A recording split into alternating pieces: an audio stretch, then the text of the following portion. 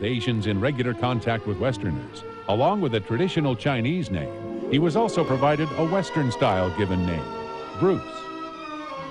Although America was the place of his birth, Lee spent his youth in the British Protectorate of Hong Kong. His early years were marked with uncertainty.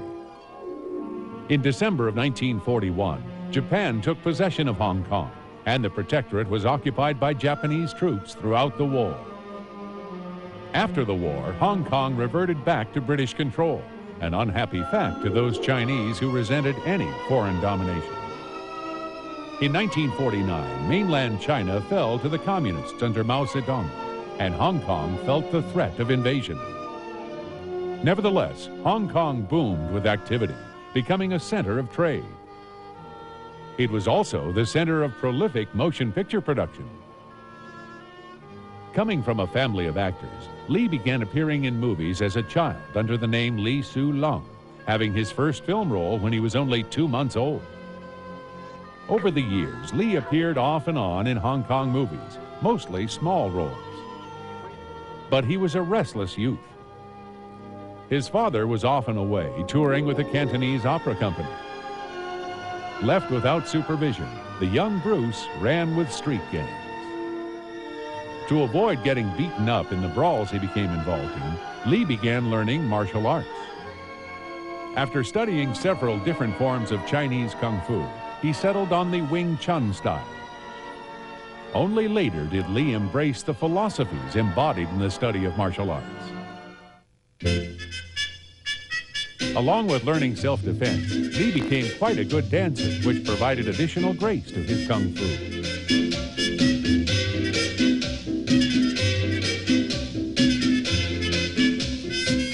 His acting career also developed, gaining him fans as he grew into manhood with handsome, boyish features. He appeared in a dozen films in supporting roles, mostly as a cheerful youth with teen heartthrob appeal. The future action hero was in little evidence. However, his early films do show the screen presence which would someday help make him a star. However, to the annoyance of his father, he continued getting involved in conflicts with street gangs. In a scene from Fists of Fury, Lee poked fun at the promise he made to his parents not to get involved in any more street brawls. You promised. His character wears an amulet on which he swore to his mother he would no longer get into fights. His parents also disapproved of both his on-again, off-again acting career and his studying Kung Fu.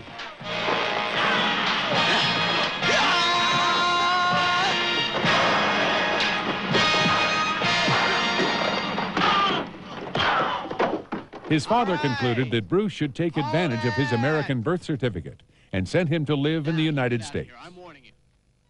In Seattle, Washington, Bruce finished high school and started college. There, he met Linda Emery, who would become his life's true love. They had their first date at the restaurant in the Seattle Space Needle. A year later, they would marry. Lee continued his education at the University of Washington as a philosophy major. Forever restless and admitting he was a poor student, Lee soon dropped out of college. More interested in teaching than in learning, he instead opened up 2 martial arts schools. His training of Caucasians drew the ire of some of his fellow martial artists, who thought that Kung Fu should be reserved for Asians only. Lee was challenged to a duel with the condition that if he lost, he could no longer teach Kung Fu to non-Asians. Lee won the contest, but the length of time it took him to defeat the challenger caused him to reevaluate his style of Kung Fu. Declaring that he rejected any particular style as being too restrictive, he resolved to learn all schools of martial arts: Hapkido, Taekwondo, Kung Fu, Karate, Judo, and others. He would also teach to all who were willing to learn, regardless of race. His philosophy of using a kick when you need to kick, a punch when you need to punch, broke with the traditional martial arts school's methods of teaching. Lee named his school of thought Jeet Kune Do, the way of the intercepting fist, which taught, like fencing, to use a punch and a block simultaneously, rather than blocking, then punching. He adapted other techniques into his form, throwing out traditional styles if he thought them inefficient. He scorned the breaking of boards and bricks as mere tricks, saying, "If you want to break something, use a hammer." With the success of his schools, Hollywood came calling, offering him a screen test. This revived his interest in acting and with going back into movies. Now married and with his son Brandon born in February 1965, Lee had a family to support and was eager to make it big in Hollywood. His screen test revealed the ease, charm, and on-screen charisma that would distinguish his movies from the wannabes who followed the wave of his success. The part he was testing for was that of #1 son of Charlie Chan, the famed detective from dozens of movies, for a prospective TV series about the Chinese sleuth. Asians still faced prejudice and typecasting in Hollywood, and even someone as personable as Bruce would have a hard time breaking through these barriers, even in a stereotype role. As it was, the Charlie Chan TV series never came to fruition. Yet another Oriental import was picking up speed in movies, and it was through this that Lee was propelled into Hollywood. Martial arts were slowly becoming the rage in films. Various forms of unarmed combat began appearing more regularly in movies, but it was another fad that would provide Bruce with his breakthrough. The Batman craze was in full swing. A spin-off of the popular Batman television series, The Green Hornet featured another comic book crime fighter, this time based on the classic radio drama. The hero was Britt Reed, a literal and figurative descendant of the Lone Ranger, as both radio shows were created by the same people.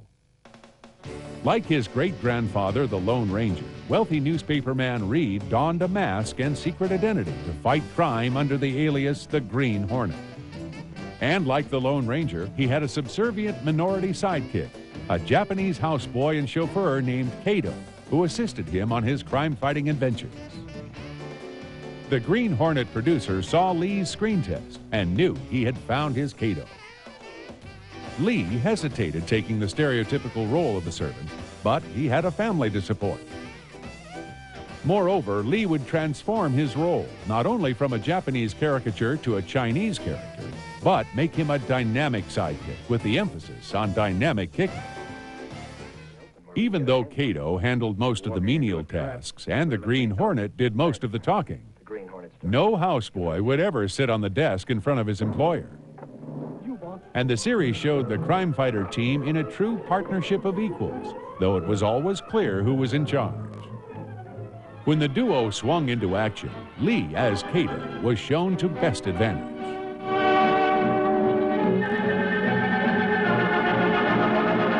Fighting crime often became literal, and the Green Hornet and Kato beat up the bad guys with their devastating gung fu, all choreographed by Lee himself. Kato handled the thorny problem of martial artists opposing gunmen by liberal use of hand-thrown darts. Van Williams played the title character of the Green Hornet. He befriended Lee and became his student.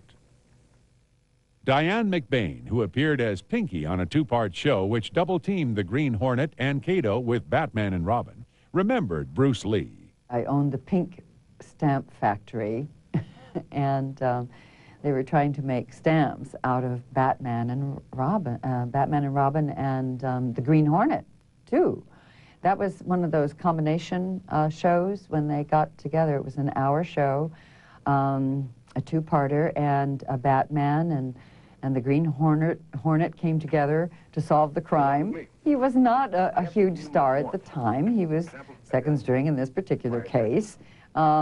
He certainly was very clever, of course, with his martial arts, because he did know how to do that very well, and that was a part of the show. And so that was very impressive. Despite the popularity of Lee and the series, the Green Hornet was canceled after just one season. Lee discovered, as many TV stars of canceled shows also found, how fleeting was glory. But Lee's expertise in martial arts earned him a position as fight coordinator on one of the Matt Helm movies, The Wrecking Crew, starring Dean Martin. Here's a fight segment he choreographed with stars Sharon Tate and Nancy Kwan, though neither actress was destined to become a skilled martial artist.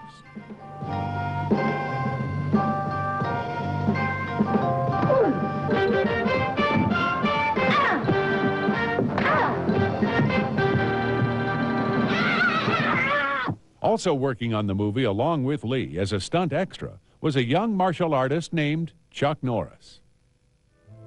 Lee did fight choreography in other movies as well, such as A Walk in the Spring Rain. More often, he trained the actors in the martial arts they used in their films. Lee became the instructor to the stars, charging $250 an hour to teach fighting techniques. His celebrity pupils included Steve McQueen, director Roman Polanski, basketball star Kareem Abdul-Jabbar, and James Coburn. Bruce Lee was a great friend of mine, and we used to work out together for a long time.